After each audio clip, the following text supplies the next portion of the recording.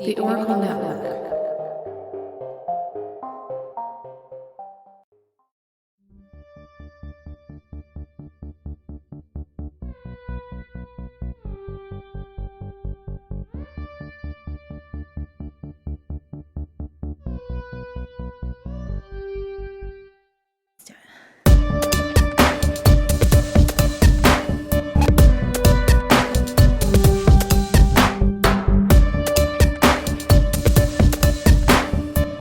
Hello. Hey guys, welcome.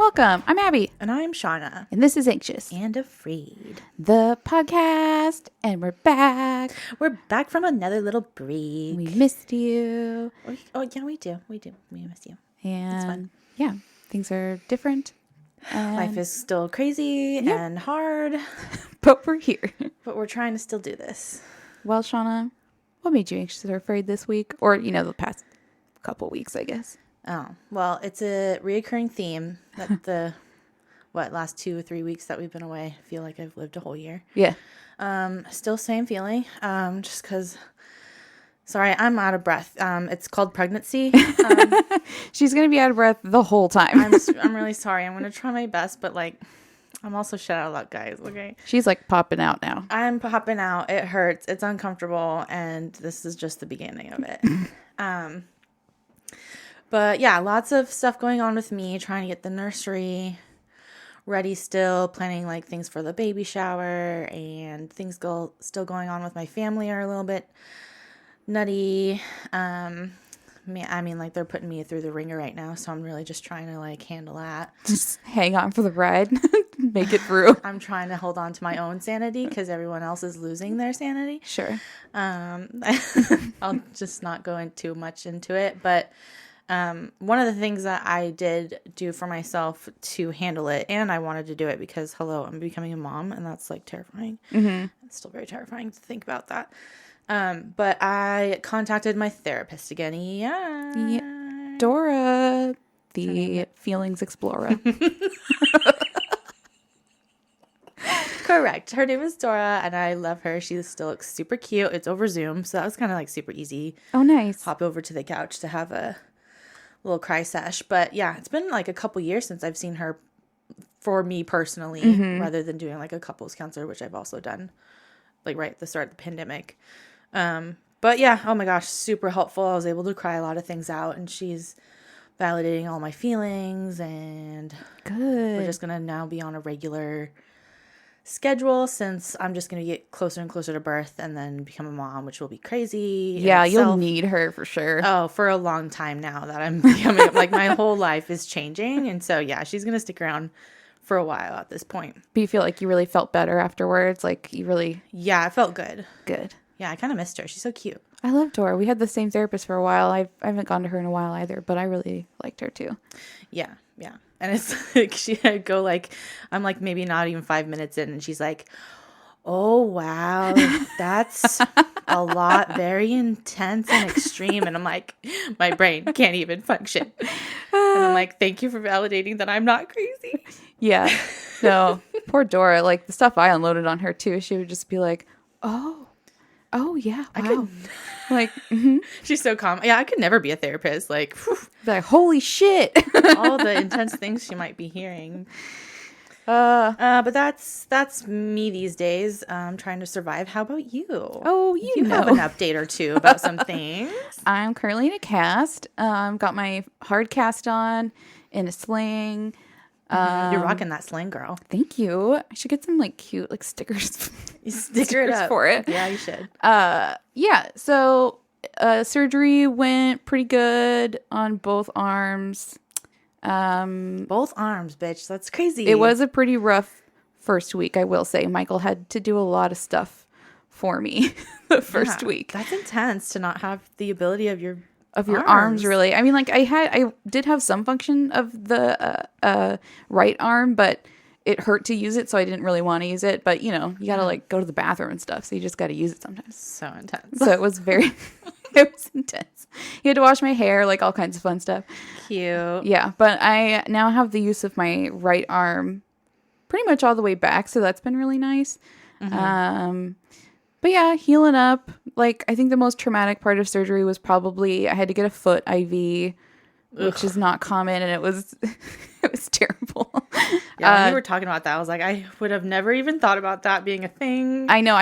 No one warned me that I was going to get a foot IV. I didn't even think about it. I was like, well, duh, they're having to operate on both arms. Of course, they have to get it somewhere else. And I have historically really bad veins, like just bad. And you don't like your feet touched. Like, you have issues with your feet. I have a phobia with having my feet touched. Like, they're very ticklish, and it really makes me uncomfortable. And Makes sense. Michael knows, like, not to touch my feet, or I will, like accidentally donkey kick him. Like, it's just like really bad. And I had two like medical personnel, both had a foot in each hand, and were just like touching all my feet, like looking for a vein, like little vampires. And it was stressful, but then they knock you out, so that's fine. You got through it. Yeah, I got through it. You're so strong. Oh, thank you. But yeah, getting through. I think I get this thing off in a few weeks. I currently have pieces of metal sticking out of my arm. The pins are sticking out of your skin. Yes, I didn't quite understand or realize that until maybe just a couple days before my appointment. Right. Because, like, really disturbingly, we don't want to think about it. I felt this, like, really uncomfortable sensation of something digging into my skin. And I thought there was, like, a plastic insert inside of my, like, soft cast that I had on that was digging into my skin, like they fitted it wrong or something. So I kept sticking my finger in there and wiggling it around, like trying to get some relief. And then I find out later I was wiggling the pins around that were sticking out of my arm. So gross. It's so disturbing. So once I figured that out, I stopped touching it and haven't touched it since. So, good for me. When they took off the bandage and then I saw it, I was like, oh yeah, there's a really rough picture of it. You can DM me, I'll send it to you. I'm not going to post that. I scar everyone for life. But yeah, so they'll pull the pins out in a few weeks too.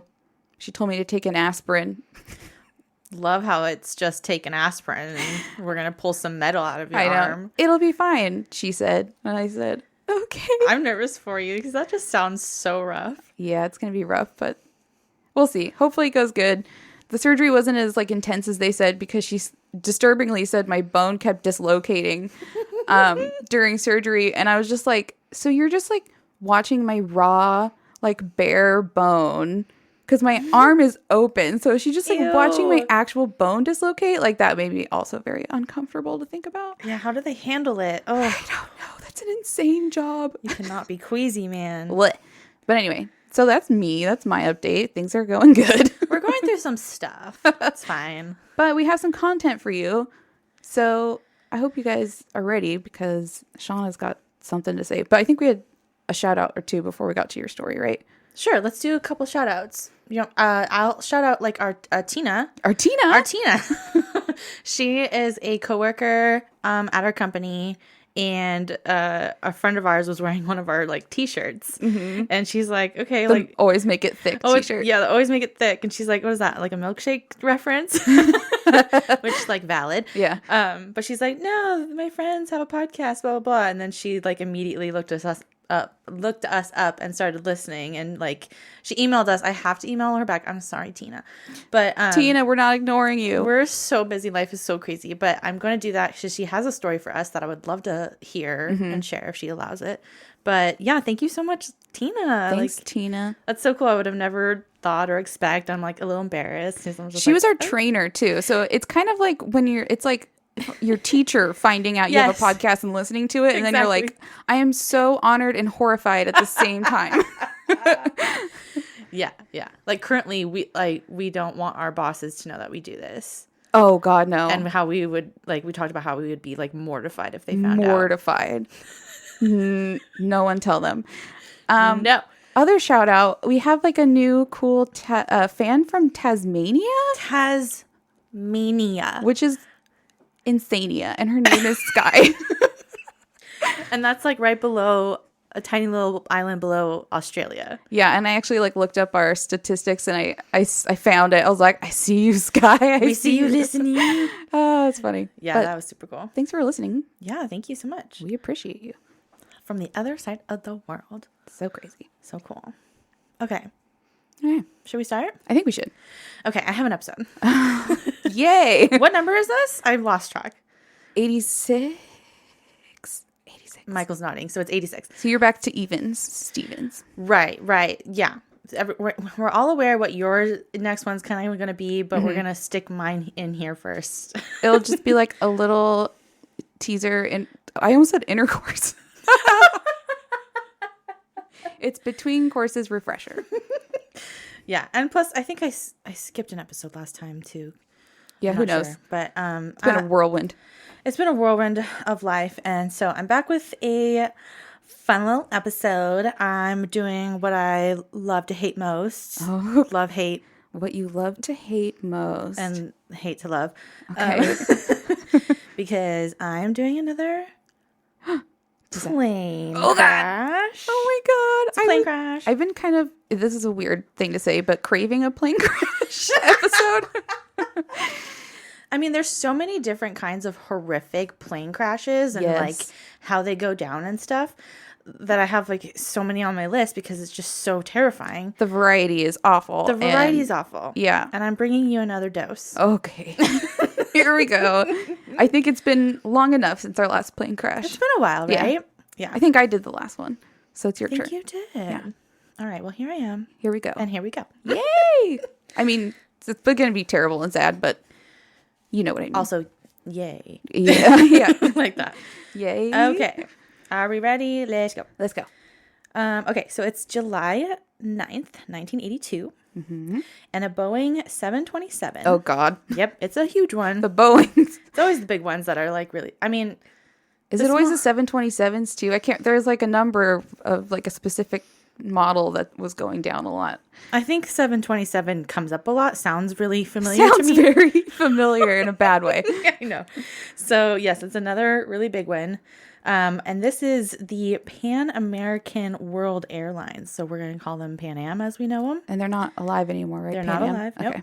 They're not alive. They're not alive anymore. They're not in business. Right. And this is flight 759. I hope I don't mess up that number. 7:50. It's flight 759. And this was a regular scheduled flight starting from Miami, Florida, making its first stop in New Orleans, Louisiana. Then its second layover was in Los Angeles, Nevada. And its final destination was San Diego, California. Okay. So it's going through the whole country. There's a Los Angeles, Nevada? Did I say Los Angeles? Yep. Here I go with my mistakes already. I was like, First bulleted. And it's Las Vegas, Nevada. okay, that makes more sense. I like, sometimes they do have like there's double cities everywhere. That is also true.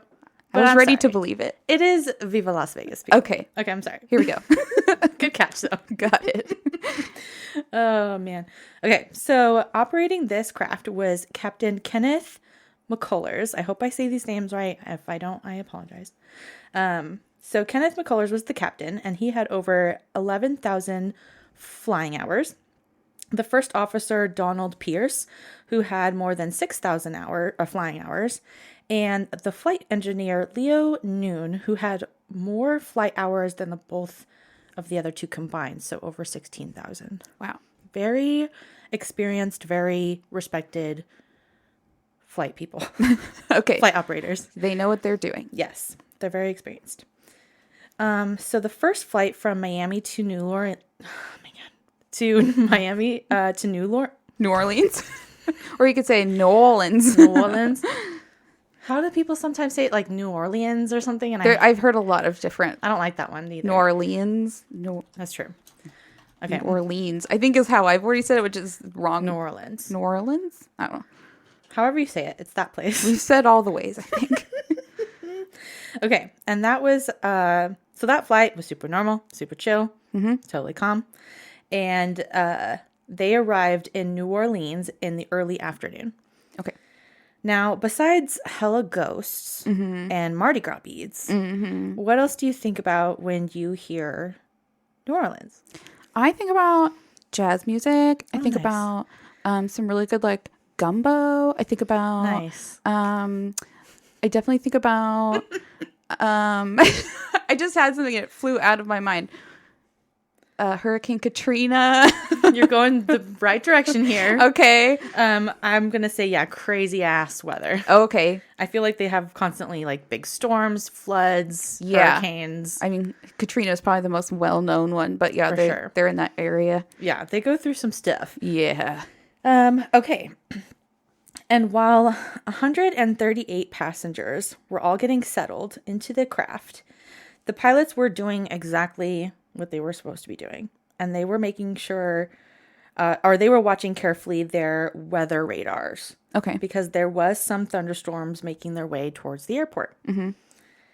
But none of the storms were considered serious or dangerous at all. Okay. So the pilots were probably like, this ain't no thing. Mm-hmm. This is a regular Tuesday or whatever. Yeah. I don't know what day it was, but just a Tuesday. We've done it before. Yeah. Fly through storms all the time, probably. It ain't no thing. So yeah. And then they also, there's a rating on how they kind of, rate the intensity of storms for air travel. And it's from 1 to 6. And obviously 6 being the most intense, don't fly. Right. Kind of thing. And, everything was at a level 1 to 2. Oh, okay. So really low. Super chill. Nothing to cause. Super chill storm. Yes. Nothing to cause any alarm. And that's only when you have like maybe light to moderate turbulence and lightning around. Okay. So no threat. Really no big thing. Okay. Supposedly. Obviously I'm here. So here we go. Yeah. That's how everything was measuring. Okay. So flight 759, not 559, 759, had to take off on runway number 10, as it was the only runway long enough for a fully loaded Boeing 727. Mm-hmm. The pilots were even trying to, that's what makes it worse, because they were doing all the right things and they were trying to be extra, extra cautious. And instead of going towards the north end of the runway, or they went north because they were trying to avoid the storms kind of coming from the south. So they like even turned the direction that was safer, I guess. So they're doing all the right things, which just makes it so horrible. It's not fair. It's not fair. Okay. Okay. So it's about 4 p.m. and the aircraft left the gate and made its way towards the runway. Turns out at the exact same time, the airport started detecting wind shear several times. Have you heard of wind shear? Wind shear. No. Okay, I'm going to tell you about it. Oh, good. But they had that alert several times on their low-level wind shear alert system. So in layman's terms, I'll try to describe. It's a wind shear. It's pretty much a small pocket of air where there's strong wind that's blowing straight down. Oh. And then goes out in all directions. Oh. So it is a forceful hit of wind coming straight down from the sky. Oh, I don't like that. Doesn't sound fun. No. Oh, no. Yeah. You just get like punched towards the earth? It's an invisible punch of air. Oh. Invisible punch. That's exactly right. So yeah, when a plane is trying to fly through a pocket of wind shear, especially while ascending upwards from takeoff, the plane would be flying against the wind at this point, and then would hit that pocket of air pushing down. Oh no. So it's pushing the whole plane down from its original path. It makes it dip. And in worst case scenarios, it'll actually make airplanes stall. Oof. So it's not good. It's not good at all. And I would think depending on where they hit it, if they're not that far up off the ground, that could be pretty catastrophic too. Exactly, Abby. Oh, she's slowly nodding. She's just slowly giving nodding. you that look of here we go. Slow look of understanding. Oh, you're on the right track. No. Fuck. Yeah, it's disturbing. So at 4:02, 2 minutes later, the air traffic control received a wind shear alert and alerted the pilots about it. But they continued to do their takeoff procedures. During the next few minutes, the storm cell so the pocket of storm or whatever is Yeah. what they call it, made its way towards the end of the runway. Oh, no. Mm-hmm. No. All the bad things are aligning, unfortunately. Yeah. But still, this storm cell was only measuring no higher than a level 2. So it's like, there's nothing to really worry about. It's not going to really do anything. They're like, even if we do hit it, it's not that bad, right? They think it'll be like small. Right. And from my understanding, like, they're aware of wind shear and how that's related to thunderstorms, but they couldn't directly pinpoint where the wind shear was. Oh, okay. So they're aware of it, that it's close by the storm, but they're only kind of measuring where the storm is. Does that make sense? I mean, I don't even understand how they detect these things at all. I'm like, what kind of what kind of instruments are they using? It blows my mind. Yeah, weather is weird. It is. So that is the case. Then at 4:08 p.m., Pan Am Flight 759 began its takeoff, speeding down the runway. The captain even ordered the flight engineer to turn off the AC to give them more engine power if they did encounter the wind shear. To just kind of punch through it. Yeah. So, I mean, like, they're aware of it, and they're like, you know what? Just be safe. Turn on the AC so we have more power. So it's like, it tears me up. Yeah. Damn it.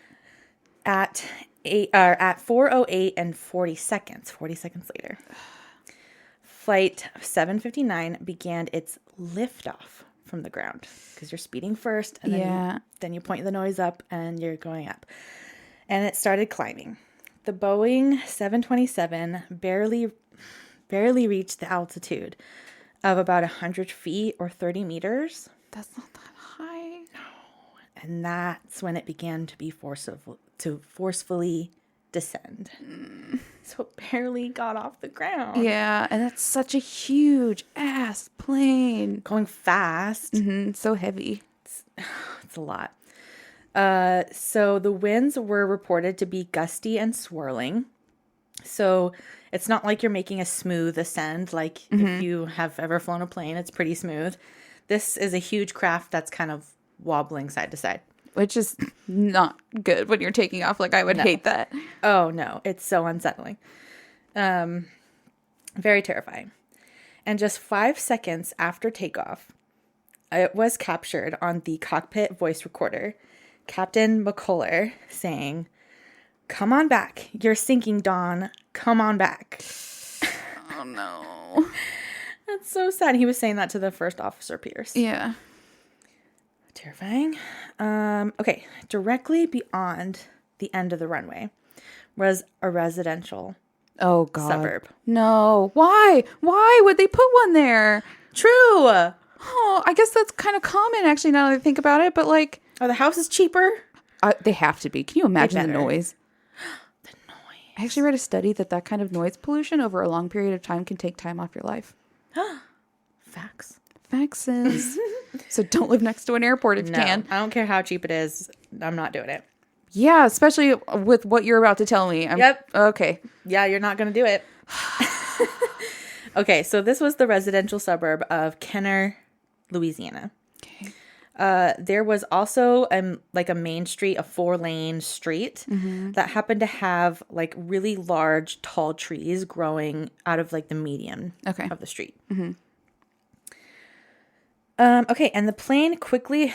Okay, so it's only 100 feet up in the air. Yeah. And then it quickly drops 50 feet. No. 15 meters halfway. So it hits that pocket and drops half of the altitude that it's at. Already. Holy shit. And like the pilots are like pointing the nose. They're fighting this, obviously.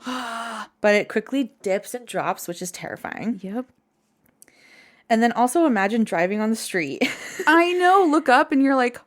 You see this huge airliner craft and you're witnessing it like just 50 feet above you. No. Absolutely not. No. I mean, like, and being on that plane, like looking down and seeing cars that close to... Yeah. Oh, okay. Just everything's bad. Everything's really bad. Yeah. And unfortunately, some people on the ground did witness that. Then they saw that the left wing of the craft hit the large trees of the median. Oh, God. causing for the wing to start falling apart and branches to start falling everywhere. Yeah.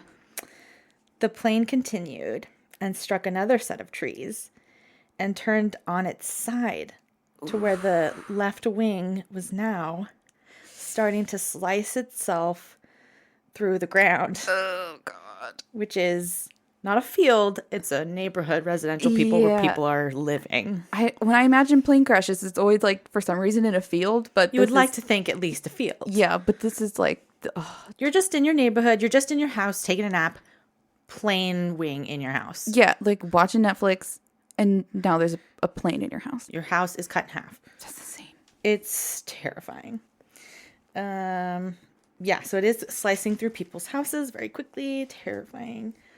As the plane is crashing through houses and breaking completely apart, the craft then cartwheeled forward. I don't like the use of the word cartwheel. I don't like imagining a plane cartwheeling of that size. Airplane and the word cartwheel should not be in the same sentence. Correct. Glad we feel the same way. Yeah, so it cartwheeled forward and continued sliding through 2.5 more blocks of houses. Holy crap. Before coming to a stop, and the mangled wreckage exploded into a huge blaze of fire. Why did it have to explode at the end? It made it cartwheeled. It cartwheeled and then exploded. Yeah, because there's so much jet fuel because they didn't fly at all. And it just exploded. I just hate it. Because, I mean, the crash is bad enough, and you didn't say anything about fire yet. So I was like, oh, okay. Oh, there's fire. I was like, maybe we're going to make it. No, we're not. Okay. So that's that. Okay. There were 137 passengers on board. God. Oh, my God. It's actually always reported at 138 because one of the passengers was 7.5 months pregnant. Fucking hell, Shawna. I know. Tell me I'm pregnant. I know. Cover her ears. Don't listen to my voice right now. Yeah. So that's awful. We're gonna technically say it's 138. God. Because that's far along and that's really sad. That is so heartbreaking. Like, that's so many people. And also just imagine being like that. Well, I don't know if like the husband was on board or whatever, but just like you're losing a pregnant person too is just so much more devastating. Yeah, truly. I just can't. The like last few moments of their life is just so insane. Oh, so sad. There was also 7 crew members on board, making a total of 145 people on flight 759. And there were no survivors. None at all. None at all.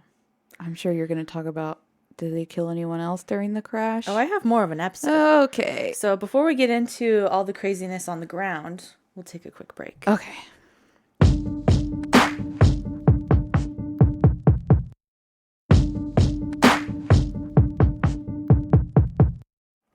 Welcome back. Hi, welcome back. Did everyone take a deep breath after that? Shawna tried, but she couldn't get a full one. So I still can't catch my breath. There's a baby in the way. Very true. But I hope you are ready for some more terrible stories. That's what I signed up for. Okay. Okay, so now for the people on the ground. Mm-hmm. The first house struck by the plane contained 4 members of, again with the names, I'm sorry if I mispronounced, but I'm going to say Giancorte. Mm-hmm. We're going to go with that.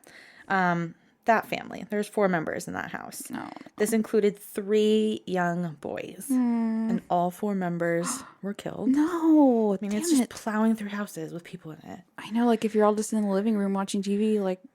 And then... I mean, that...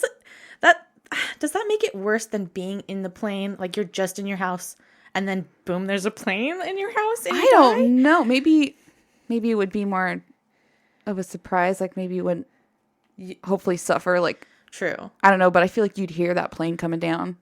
Oh, that would be so loud. Sure.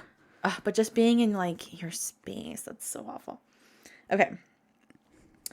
The craft also tore through the household of the Schultz family. 11-year-old Jennifer Schultz was unfortunately killed. Her mother, Barbara, her younger 7-year-old sister, Rachel, and Rachel's friend, Lisa. No. Were all there, but they were able to escape the house through a window. Oh, good. But they all still suffered very severe burns. Ooh. And it doesn't get better. Unfortunately, the friend, 6-year-old Lisa, who was over at the friend's house, ended up later dying in the hospital. Poor Lisa. I know. Can you also imagine being her parents? Like, you just dropped your kid off for a play date? Yeah. What are the odds? You do not expect a plane to crash into someone's house. Like, no, it's just like a severely freak accident. Really no one's fault. It's just so hard. And like, just what if you were like, what if I just didn't allow her to go this one time? Like, the pain. Oh, how could you not think about it? It's terrible. It's awful. Okay, the Weems family actually got unbelievably lucky. There was 3 members of the Weems family, and they all had just left their house minutes before the crash happened. Holy crap. They went to go to the market to get some bread. Oh, bread saved them. I said they were literally saved by the bread. Saved by the bread. If you need to get bread, get the bread. Get the bread. That's the lesson here. Oh, just if you get the bread. Wow. Can you imagine like hearing the news? Oh, like minutes. Or getting home and your house is like demolished. It is. And I was going to say the plane completely demolished and leveled their house to the ground. It wasn't existing anywhere. Oh my God. Can you imagine? No, that is so traumatizing. Oh, the survivor's guilt too, I bet. Oof, right? It's all bad. Okay, so there's, like dead bodies everywhere. They're scattered everywhere. They're laying in the streets. No. They're crushed under piles of rubble. God, I've never heard of this one. This is terrible. Really? No. 82. Jeez. Right? And some bodies were even found floating in pools. Oh. From the plane or just like from like casualties from the neighborhood? I think from the plane. Jesus. Like, it's not pretty. Can you imagine the cleanup and having to... No, that takes a special person. Yeah, it really does. Thank you to whoever does that. Seriously. Okay. The home of the Trahan family was also completely destroyed. Melanie Trahan, I'm sorry about that name. But anyways, Melanie was home with her 2 daughters, 4-year-old Bridget and 16-month-old Melissa. Mm-hmm. Sadly, Melanie and the 4-year-old Bridget were both killed in the crash, just in their home. But miraculously, the 16-month-old baby Melissa was actually found alive. Whoa. She's like the only found, like, quote-unquote survivor. Wow. And she's so little. She's so little. So how that happened was, it turns out that she was laying in her crib, and she was completely flipped over upside down from her bed, and the mattress of the crib was pinning her down and essentially protecting her from any of the rubble and any of the burning flames. Whoa. That's so like, I mean, I don't know if I'd say lucky because like your mom and sister are now gone. Right. But like the fact that she survived is crazy. That's nuts. Yeah. I hope she doesn't remember it. Like, 16? She probably doesn't, right? Hopefully not. That's pretty small. But still knowing about it. Yeah. Yeah. But so there's like that one good story. Yeah, there's like the one survivor. The one survivor is the baby. And yeah, and then she was actually dubbed the miracle baby because she was like the only survivor. Yeah, I bet. And like, what are the odds that I would just protect her like from that? Ugh. And it's not like, and it's also just crazy because it's not anything she did like on purpose to protect herself. It's just that happened. Just the way it flipped was perfect. Yeah. 6 houses were totally destroyed, and 5 other homes were severely damaged. In addition to the 145 people lost on the plane, 8 residents of Kenner, Louisiana, also lost their lives. Jeez. 6 of the 8 ground victims ended up being children all under the age of 12. I was going to say, they all seem like kids. They're all kids. That's terrible. This really makes it so much sadder. Yeah, so this makes the total lives lost up to 153 people, and 4 others were injured on the ground. At the time, Pan Am Flight 759 was the 2nd deadliest crash on U.S. soil. Wow. So it was very intense at the time. Yeah, that's, I mean. Like, how traumatic. It is. Mm-hmm. So clearly it was this weather phenomenon of wind shear, also known as a microburst. Microburst. Same diff. But I like air punch. air punch. Let's submit it. Yes. And plus it's not micro. Macro punch. But it's called a microburst, even though it's not small. Well, I guess maybe in the big picture scale of things, it's small. True, because it's like a pocket of a certain area. Yeah. I get it. Okay. Look at us We'll teaching let ourselves. it pass, I guess. Okay, so that obviously caused the fate of this crash. At the time of 1982, microbursts were still wildly misunderstood, and there was no technology that existed that could reliably detect them, as I was kind of saying earlier. Well, yeah, and it's not like flight had been around extremely long time at that point. It was still... That's early 80s, too. But not like new, but kind of new. Yeah. Like early 1900s is when I think planes... But when did it like commercially turn into like hundreds of people on a plane? I don't think until like the 60s. Damn. But I could be wrong. But I want to say 60s. The picture in my mind makes sense if it was the 60s. You know, with the cigarettes and That's the right. cute outfits. The cute outfits. Everyone You could wore just hats. smoke on a plane. I know, seriously, that wasn't the norm. Are you kidding? Fire on a plane? No. They probably gave you full bags of peanuts and like a gallon of martini. Yeah, that's the important one. Here's a whole bottle of vodka for you. Yeah. Oh, No gosh. seatbelts. No Have a good seatbelts. time. Yep, just walk about smoking your cigarette. Okay.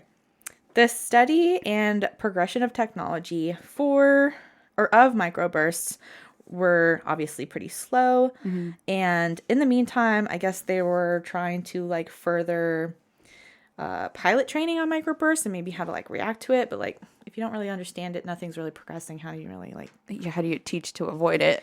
Right. And take care of it. Especially since it always happens in a matter of seconds. Kind of right. thing. Like, how do you combat something that happens that fast? Right. And obviously, like, these pilots were making all the right decisions and right. They're doing all the right things. Being as careful as they could be in the situation. Still fucked them up. Ugh. Yeah. Okay.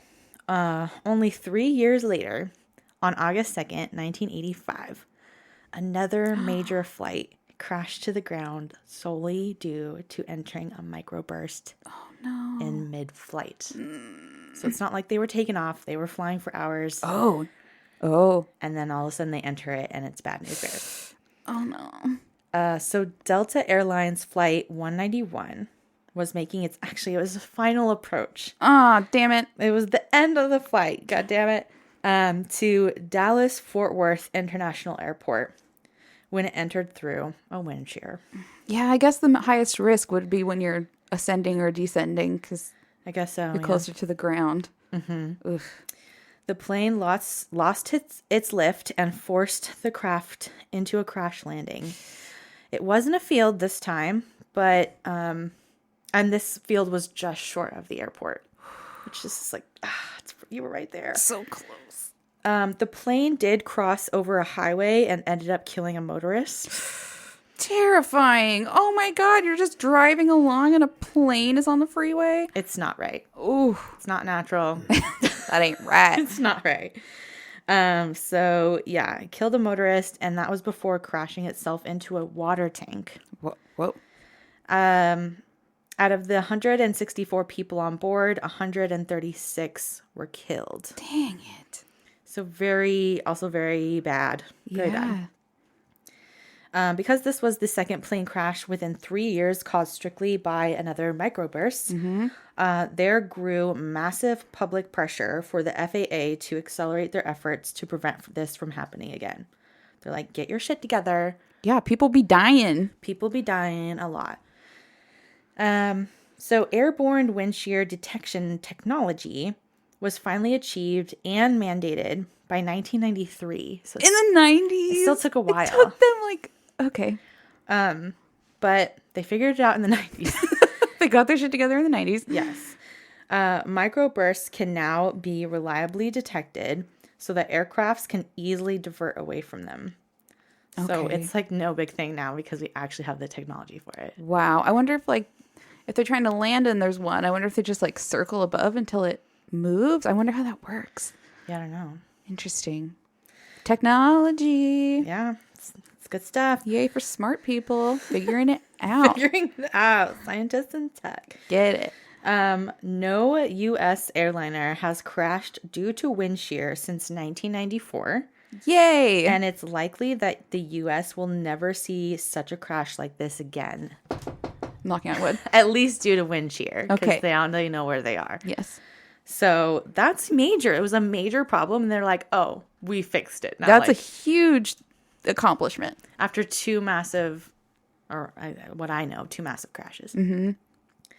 Yeah. Okay. Pan Am and the federal government faced over $3 billion in lawsuits after the 1982 crash. Yikes. And astoundingly, I feel like we don't really hear this at all, but they both accepted full blame for it. Oh, wow. And they offered the victims' families undisclosed settlements. Well, I'm glad. Oh, hopefully they did right by everyone, like as much as they could. With the money, you mean? Yeah. Amount? Yeah. I mean, hope so. You can't bring back their loved ones, but maybe they can give you a house that's not flattened anymore. Right?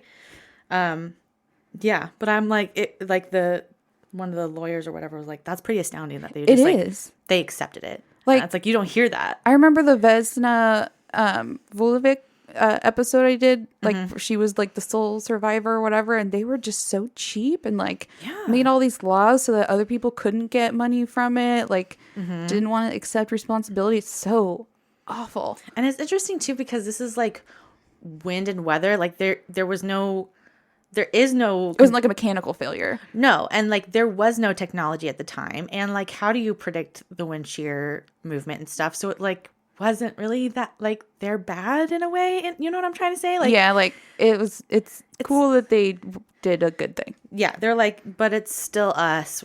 We're you know it. You know, I wonder if that's because like there wasn't a ton of plane crashes yet. You know, they got a little cheaper as time moved on. I don't know. Yeah, they got greedy now. They're greedy. But yeah, so that happened, and Pan Am was once the world's largest international air carriers that was founded in 1927. Whoa! And they ceased operations after declaring bankruptcy in 1991, and that's why they're not alive. Oh, in 1991, huh? Year I was born. Yep. Wow. That's the horrible story of that plane crash. Well, thank you for traumatizing us with another plane crash. Love to do so. You're welcome. You guys were finally getting comfortable with travel again. We fixed that for you. That's true. Wear your damn mask and be terrified about other things, okay?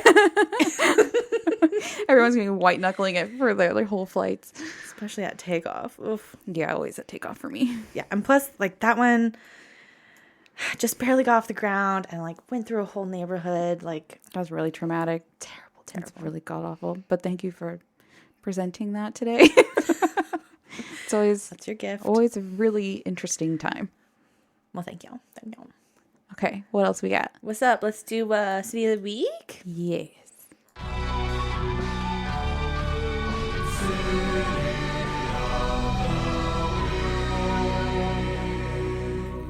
It's Dallas, Texas, y'all. Texas coming through. Texas so obsessed with us. And we love it. Thank you. Love you guys. Thank you for listening. I don't think it was Dallas last time. Maybe it was Houston or Austin. Yeah, I erased it. But I don't remember. But it wasn't Dallas.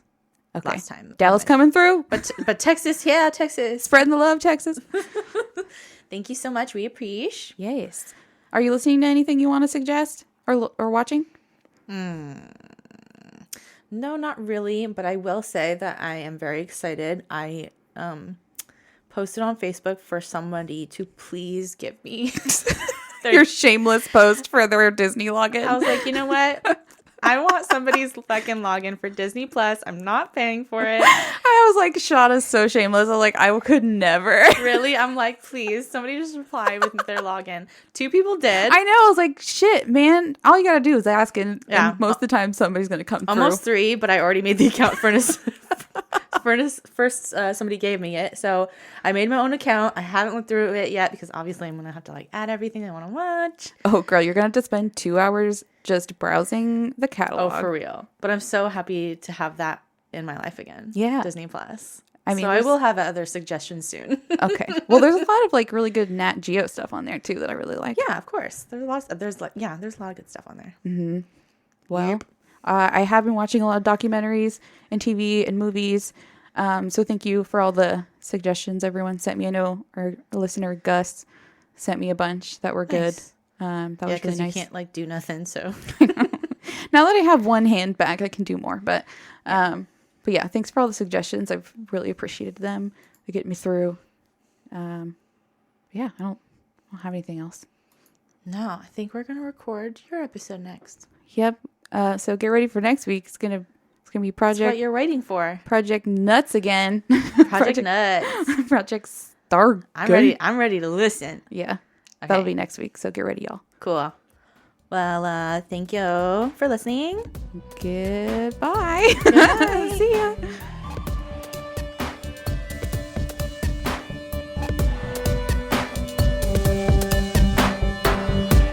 So my credits, y'all, are wikipedia.com, 64parishes.org, and admiralcloudberg.medium.com. Our music is by Broke for Free and Matt Edwards, and we're edited by Michael.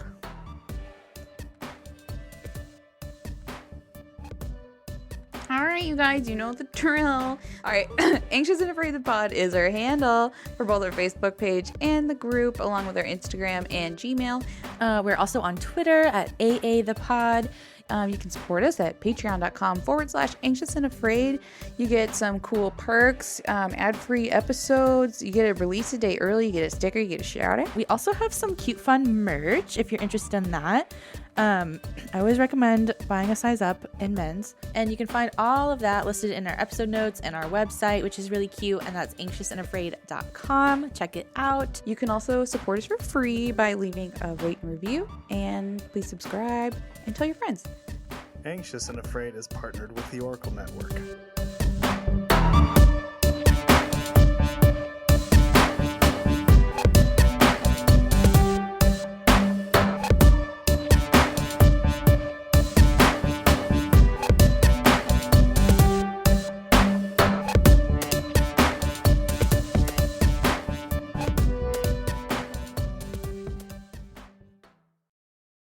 That is so fucked up. It's fucked up. So fucked up.